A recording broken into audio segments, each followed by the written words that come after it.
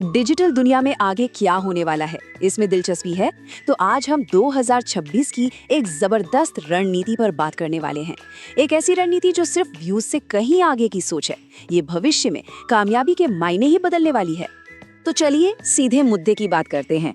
आज जो growth hacks इतने काम आ रहे हैं, वो 2026 तक फेल क्यों हो जाएंगे? ये एक बहुत जरूरी सवाल है, क्योंकि जो तरकीबें आज हमें आगे बढ़ा रही हैं ना, वही कल हमें पीछे भी धकेल सकती हैं। ऐसा इसलिए होगा क्योंकि ऑनलाइन दिखने के मतलब कि विजिबिलिटी के नियम वो हमेशा के लिए बदल रहे हैं। हम एक ऐसे मोड़ पर खड़े हैं जहां पुराने तौर तरीके काम करना बंद कर देंगे और पूरी तरह बेकार हो जाएंगे। ठीक है, तो चलिए इस प्रॉब्लम की जड़ तक चलते हैं। हम सिस्टम के साथ शॉर्टकट अपनाने वाले दौर से निकलकर अब भरोसा बनाने के एक नए दौर में जा रहे हैं। और सच कहूं तो यही 2026 की सबसे बड़ी चुनौती भी है और सबसे बड़ा मौका भी।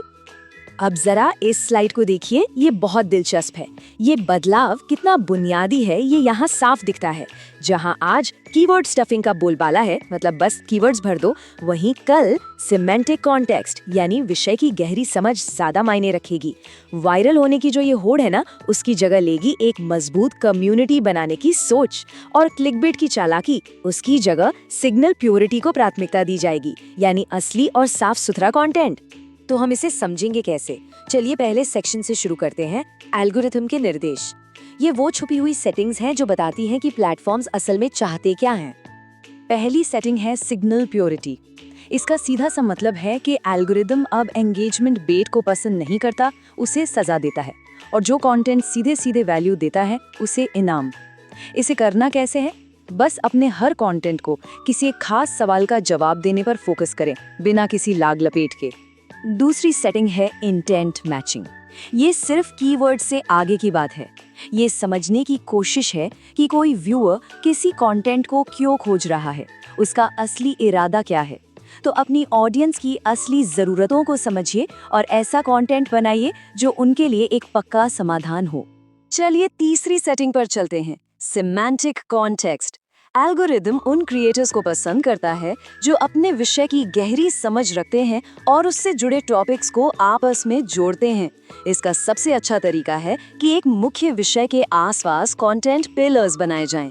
मतलब ऐसे इंटरकनेक्टेड वीडियोस या पोस्ट्स का एक जाल बनाइए जो उस विषय पर आपकी अथॉरिटी को मजबूत करें।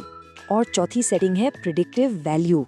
प्लेटफॉर्म्स ये अनुमान लगाने की कोशिश कर रहे हैं कि कौन सा कंटेंट भविष्य में भी काम का रहेगा, वैल्यूएबल रहेगा। इसलिए हमेशा एवरग्रीन कंटेंट बनाने को प्राथमिकता दीजिए, ऐसा कंटेंट जो समय के साथ पुराना ना हो। अब चलिए दूसरे सेक्शन की ओर बढ़ते हैं। ये है कंटेंट ट्रिगर्स के बारे में, यानी हम इंसानी प्रतिक्रिया को कैसे समझ सकते हैं, उसे कैसे बेहतर बना सकते हैं ताकि हमारी पहुंच बढ़े। पांचवी सेटिंग है क्रॉस प्लेटफॉर्म रेजोनेंस।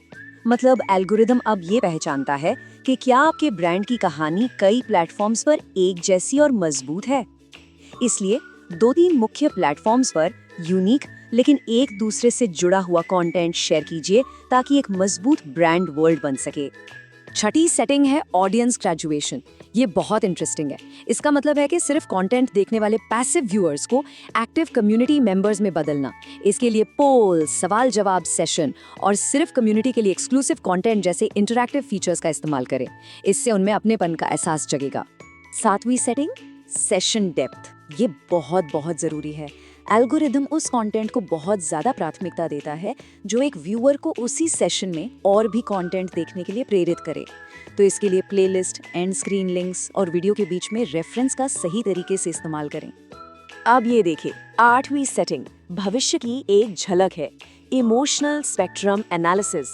प्लेटफॉर्म्स अब सिर्फ लाइक या कमेंट नहीं गिन रहे, वो ये समझने की कोशिश कर रहे हैं कि आपका कंटेंट लोगों को कैसा महसूस कराता है। क्या वो उन्हें हंसाता है, सोचने पर मजबूर करता है या उन्हें प्रेरित करता है। तो अपने हर कंटेंट के लिए एक इमोशनल लक्ष्य तय करें और अपनी कहानी को उसी के इर्द गिर्द बुने। और आखिरी नवी सेटिंग है कम्युनिटी सिग्नल वेलोसिटी। सीधे शब्दों में कहें तो आपके सबसे वफादार फैंस आपके नए कंटेंट पर कितनी तेजी से रिएक्ट करते हैं, ये प्लेटफॉर्म को बताता है कि आपका कंटेंट कितना अच्छा है। इसलिए अपने सुपर फैंस का एक फर्स्ट रिस्पॉन्डर्स ग्रुप बनाइए और नया कंटेंट आते ही सबसे पहले उन्हें बताइए। तो इन 9 सेटिंग्स का सार क्या है? ये सिर्फ कुछ टिप्स नहीं है, ये आने वाले समय के क्रिएटर्स के लिए एक नया जनादेश है, एक नया मिशन है।